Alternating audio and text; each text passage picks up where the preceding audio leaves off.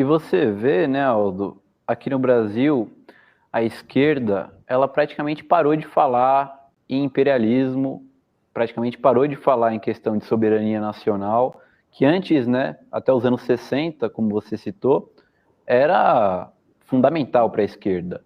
Hoje em dia não se fala mais em soberania nacional, em luta contra o imperialismo. Muitos falam que nem existe imperialismo, né? Você acha que é justamente por causa dessa infiltração aí imperialista através de ONGs, identitarismo? E uma outra pergunta, falando sobre isso. O que você tem achado das falas do ex-presidente Lula a respeito de soberania nacional, de política externa? Ele tem criticado os Estados Unidos e defendido uma integração entre os países latino-americanos e uma maior aproximação com a China, principalmente. Olha, essa ideia, eu acompanhei muitos fóruns de Porto Alegre e fiz até um debate com o Tony Negri, quando o Gilberto Gil era ministro da Cultura. Tony Negri veio ao Fórum de Porto Alegre e o Ministério da Cultura promoveu uma mesa e eu fiz um debate com ele. E o debate era essa: a globalização financeira será combatida pela globalização das lutas sociais dos povos. E você mergulhava a agenda da questão nacional, que é a questão nacional, é a questão anti-imperialista, tá certo? Essa é a essência da questão nacional.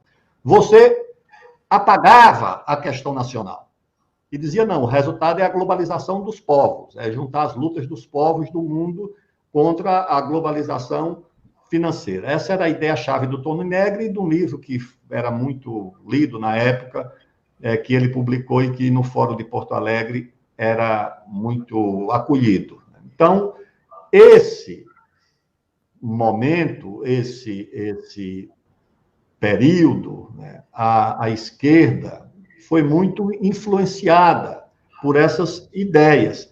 E também é uma contrapartida. Qual é a contrapartida, Eduardo, de uma corporação financeira ou multinacional abrir uma política de cotas? É o seguinte: eu vou extinguir 200 mil empregos de mulheres, no geral, como os bancos extinguiram, tá certo?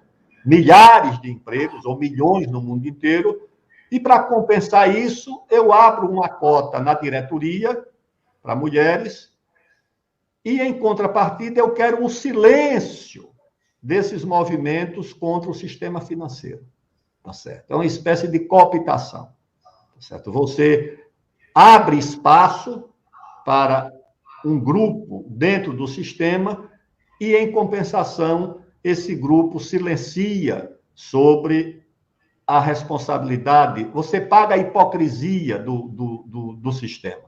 O sistema elimina empregos de pretos, de brancos, de mulheres, de homossexuais e obtém o silêncio, abrindo espaço para um pequeno grupo nas suas corporações, nas suas diretorias. É isso que acontece. Então, o que é que adianta a rede tal dizer que abriu espaço para as mulheres? Quantos empregos de mulheres foram ceifados, foram fechados nessa pandemia? Esse é que é o problema de fundo, esse é que é o problema central. Então, de fato, obteve-se o silêncio, a complacência, eu não diria a cumplicidade desses setores em relação ao imperialismo. Você acha que uma fundação vai financiar grupos aqui no Brasil para se contrapor aos interesses dos Estados Unidos? Não tem cabimento isso, não tem essa perspectiva. A outra questão que você perguntou foi sobre?